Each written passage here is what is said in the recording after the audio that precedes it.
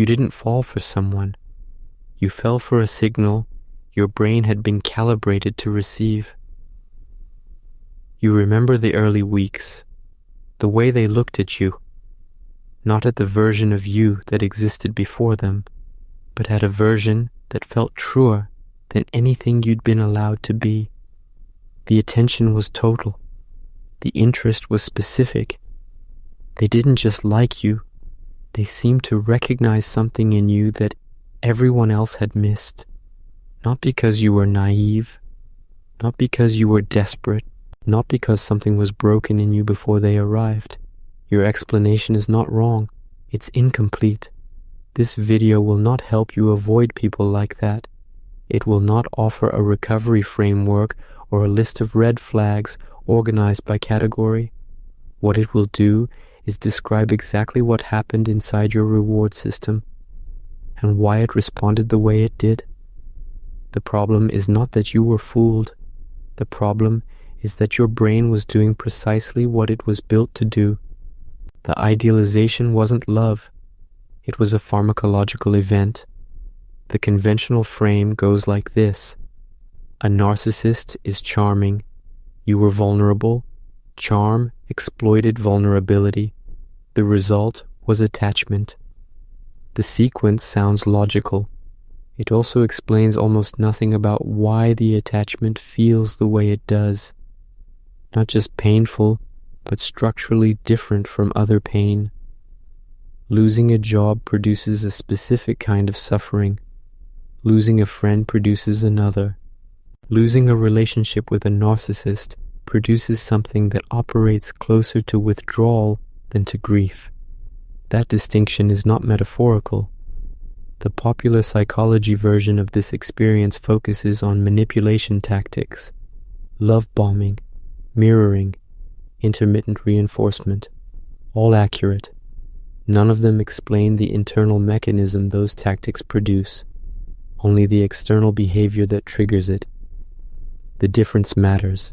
Naming what someone did to you tells you something about them. Naming what their behavior produced inside your nervous system tells you something that cannot be undone by understanding their motives. In the 1950s, James Olds and Peter Milner placed an electrode in a rat's nucleus accumbens, a small cluster of neurons deep in the brain's reward circuitry. They gave the rat a lever. Pressing the lever delivered a small current directly to that region. The rat pressed it, then pressed it again, then stopped eating, stopped sleeping, stopped responding to everything else in its environment. It pressed the lever until the experiment was terminated. The brain region being stimulated was not the pleasure center in any simple sense. It was the anticipation circuit, the system that generates drive toward reward, not the experience of the reward itself. The rat wasn't feeling pleasure. It was feeling the certainty that pleasure was imminent. That certainty was more powerful than anything the actual environment could offer. There is a layer of that experiment that rarely surfaces in the popular versions of this story. Hold it there. The nucleus accumbens doesn't respond to pleasure uniformly. It responds to unpredictable reward with disproportionate intensity. Dopamine, the molecule most associated with this circuit, is released in larger volumes when a reward is uncertain than when it is guaranteed. A reward that arrives every time produces stable dopamine release. A reward that arrives sometimes with no clear pattern produces surges. The brain classifies unpredictability not as a problem to avoid, but as a signal of high-value targets. This is not a flaw. It is the architecture of learning. The system is designed to prioritize the things that might be exceptional. Stability is easy to categorize and file. Unpredictability demands ongoing attention. The idealization phase of a narcissistic relationship does not feel like manipulation. It feels like finally being seen. That is the signal. The nucleus accumbens receives it as extraordinarily high value because it is unprecedented, because it is total, because it arrives from a source that simultaneously signals status and selection. The brain assigns it a priority that no ordinary experience can compete with. The question this opens is not why the signal was strong. It is when your nervous system learned to treat that particular kind of signal as home. Think about the environment where you first learned what attention means. Not the adult version of that environment, the version that existed before you had language to describe it. Was the attention in your family conditional?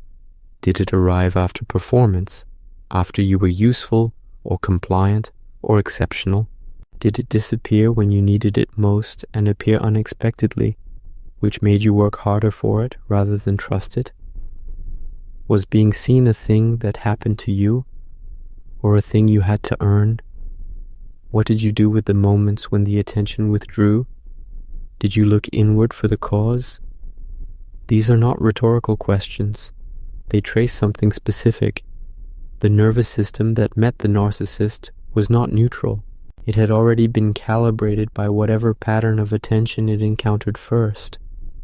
The adult brain doesn't reset when it enters a new relationship.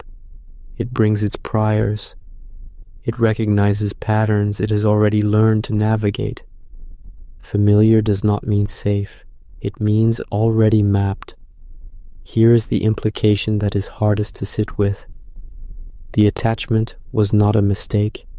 It was pattern recognition, operating exactly as it was designed.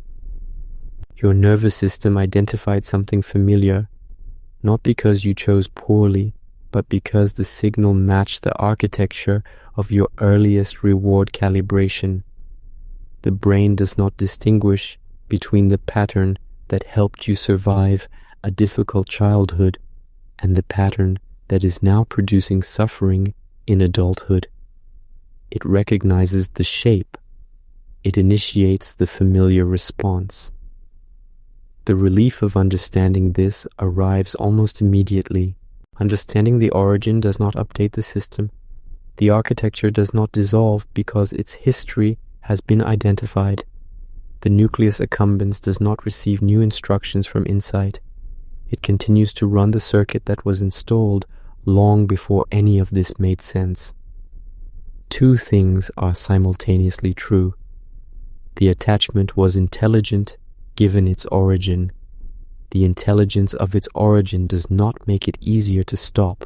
Now for the layer of Olds and Milner's experiment that almost no one discusses outside specialist literature. What happened to the rats after the lever was removed? The behavior did not return to baseline. The rats that had been allowed to press the lever extensively showed lasting disruption to their reward circuitry. Ordinary stimuli, food, social interaction, environmental novelty produced diminished dopamine response. Not because those stimuli had changed, because the circuit had been recalibrated by an experience of artificially intense reward. The pre-announcement, what this means for the person who experienced idealization, is the part you probably haven't heard stated directly. A nervous system that has been flooded by the dopamine surges of intermittent total idealization recalibrates its baseline.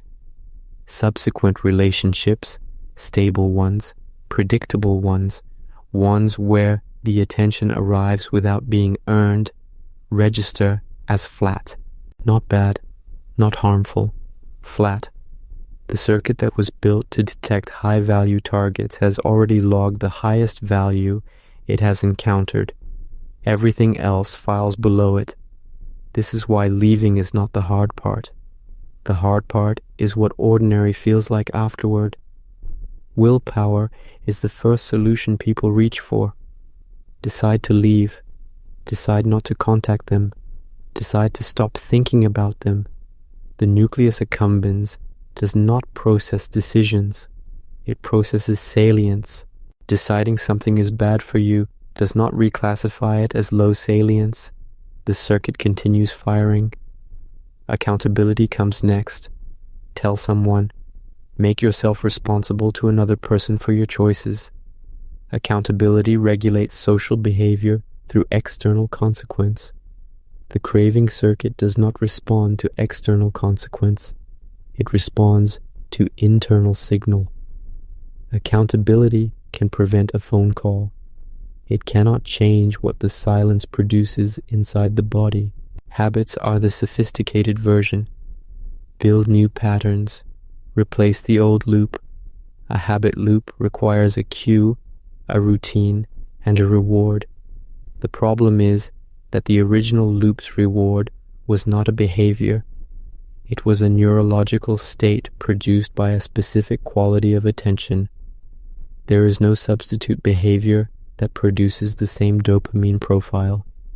The habit architecture assumes comparable alternatives exist. In this context, they don't. The right question is not, how do I stop wanting this? The right question is, what does my reward system need to recalibrate around, and how long does recalibration actually take? Here is the moment the mechanism is most visible. 3 weeks after it ends, maybe 3 months, you are doing something ordinary, a task with no particular weight, and without a trigger you can name, the pull appears. Not a thought, something earlier than thought. A physical orientation, a change in the quality of your attention, a direction your mind moves before you've decided to move it. You haven't decided to think about them. The circuit fired. The craving didn't require permission. It didn't require a memory.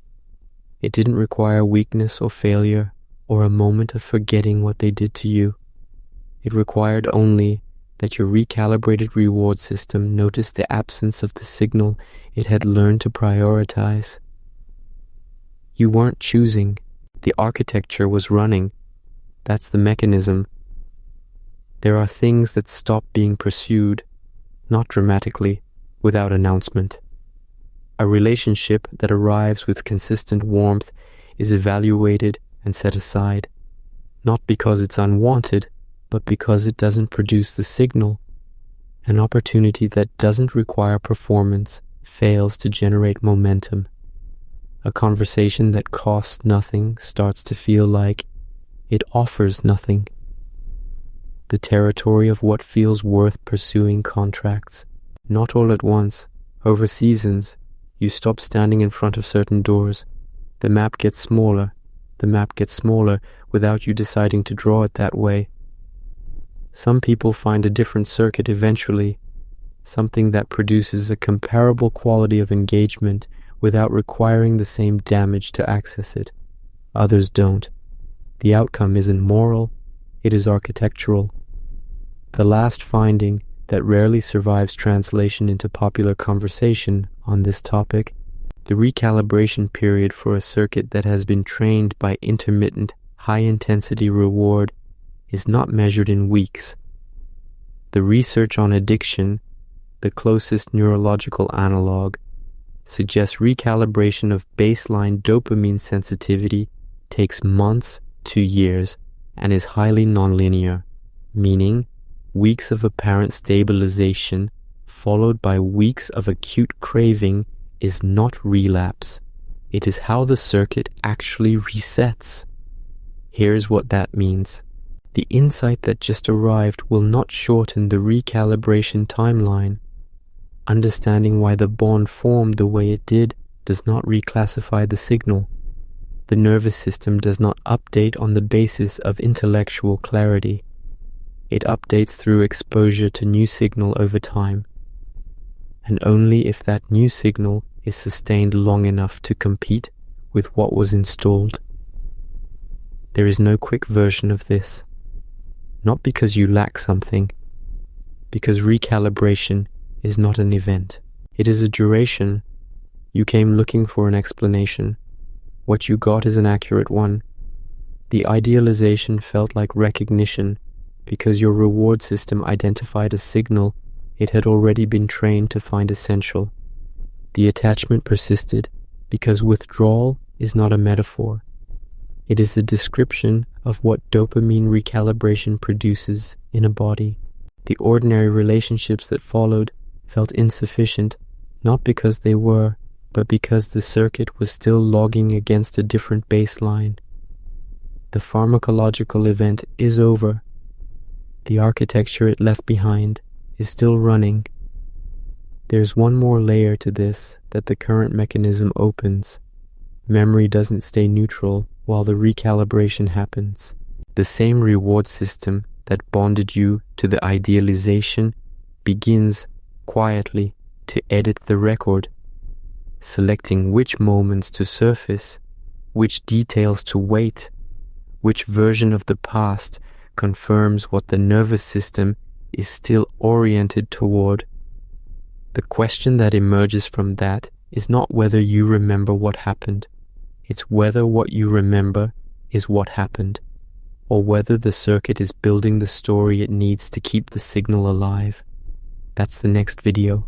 Watch it.